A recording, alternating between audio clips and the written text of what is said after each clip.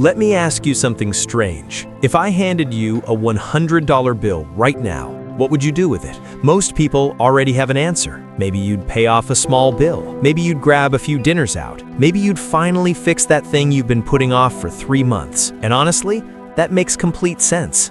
$100 feels small.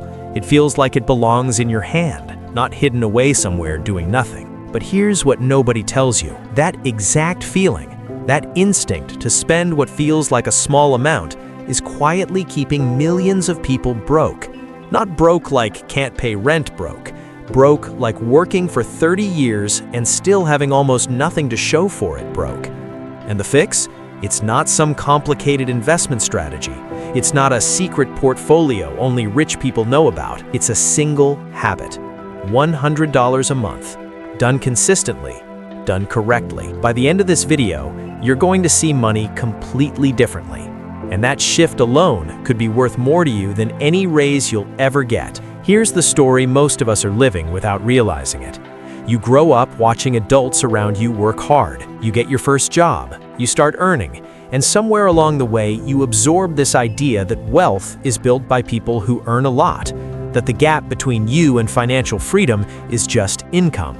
If you could only make more money, everything would fall into place. So you chase the raise, you look for better jobs, you grind harder, and sometimes it works. The income goes up. But then something strange happens. The spending goes up too. The lifestyle upgrades, the nicer apartment, the better car, the subscriptions that add up without you noticing. Psychologists actually have a name for this. It's called lifestyle inflation. And it's not a character flaw, it's completely human. When we have more, we naturally spend more. Our brain recalibrates what feels normal, and suddenly the things we once considered luxuries start feeling like necessities. The result? Millions of people earning decent salaries, living paycheck to paycheck, wondering where all the money goes. Not because they're irresponsible, but because nobody taught them the one habit that separates people who build wealth from people who just earn money. And that habit has almost nothing to do with how much you make. Imagine two people. Let's call them Amir and Sarah. Same age, 25, same job, same salary, about $30,000 a year. Nothing glamorous, but livable. Amir decides that he'll start investing seriously once he's earning more. Right now, $100 a month feels too small to matter, so he spends freely, enjoys his 20s, and tells himself he'll get serious later. Sarah takes a different approach. She's not making more than Amir, she's not smarter, she just decides to move $100 a month into an index fund, a simple investment that tracks the overall stock market. She sets it up automatically. It leaves her account on the first of the month before she even thinks about it. That's it. No stock picking, no obsessively watching financial news, just $100 every month without fail. Now let's fast forward. 30 years later, Amir finally gets serious about investing. He's 55 and starting to think about retirement. He starts putting away money aggressively. Sarah? By 55, her $100 a month, with average stock market returns of around 10% annually, has grown to somewhere close to $200,000, from $1,200 a year, without touching it. And here's the part that makes people's jaws drop. If Sarah started at 25 and Amir started at 35, just 10 years later, Sarah's portfolio would be roughly 3 times larger by retirement, even if Amir invested more money per month during his catch-up years. That's not a math trick, that's the principle of compound interest doing what it does. And it is, without exaggeration, the closest thing to a financial superpower that actually exists. Here's how to think about it simply. When your money earns a return, that return gets added to your total. Then next month, your money earns a return on the bigger total, and the month after, bigger still. It's not just your money growing, it's your growth growing. Over decades, this creates a snowball effect that starts slow and then becomes almost absurd in scale. Albert Einstein, whether or not this actually came from him, is famously quoted as calling compound interest the 8th wonder of the world. And anyone who has actually watched it work over time would probably agree. But here's the catch that kills most people's chances. Time is the ingredient that makes compound interest work. And time is the one thing you cannot buy back. Now here's where it gets psychologically interesting. We already know that $100 a month can build serious wealth over time, so why don't more people do it? The answer isn't laziness, and it isn't ignorance, because plenty of people have heard of compound interest and still don't invest. The real answer is something called present bias.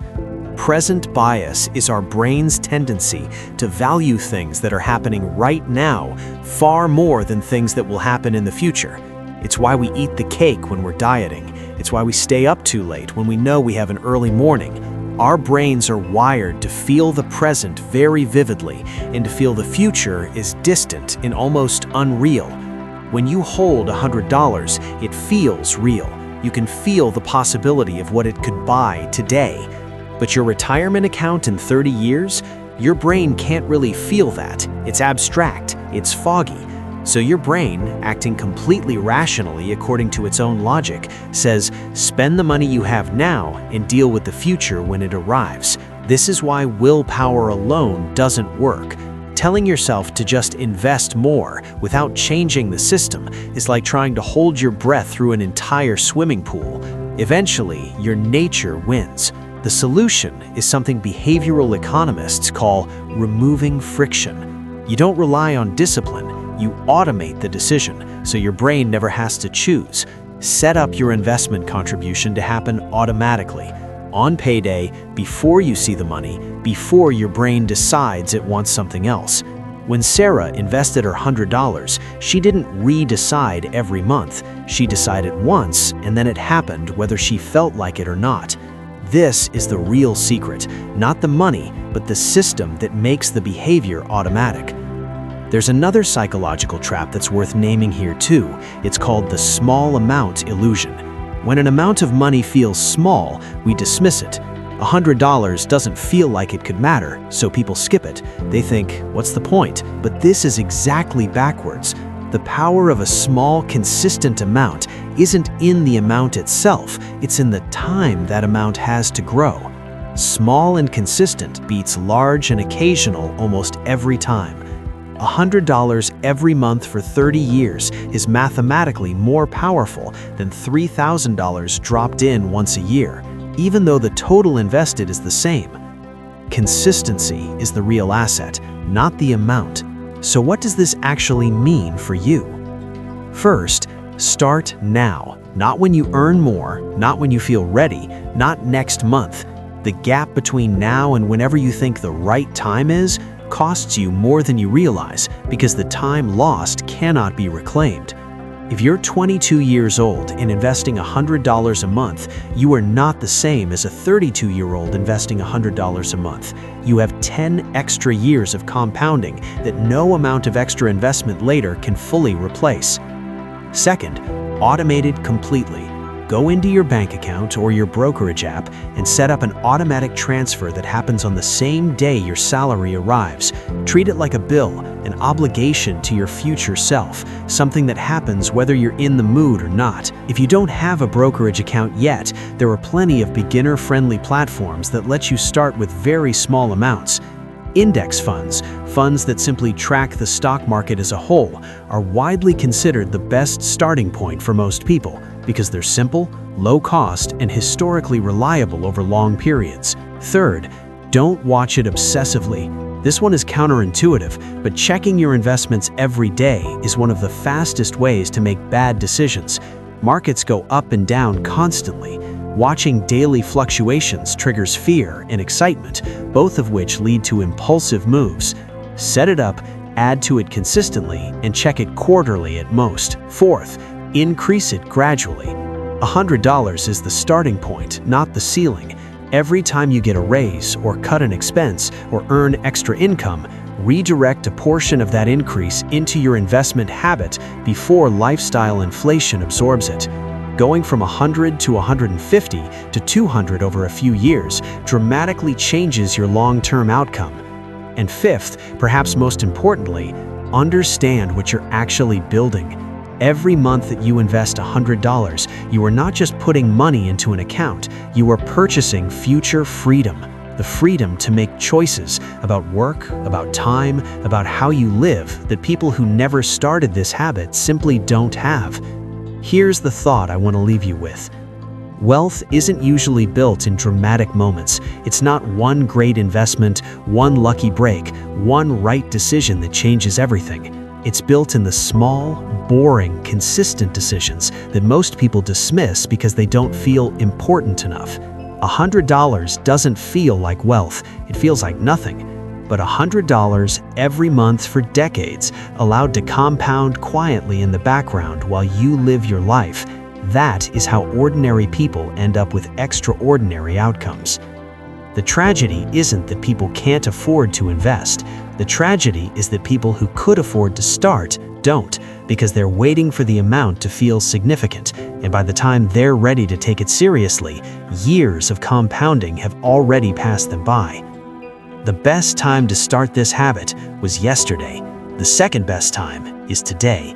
Not because of some magical guaranteed future, but because every month you wait is a month of growth you will never get back.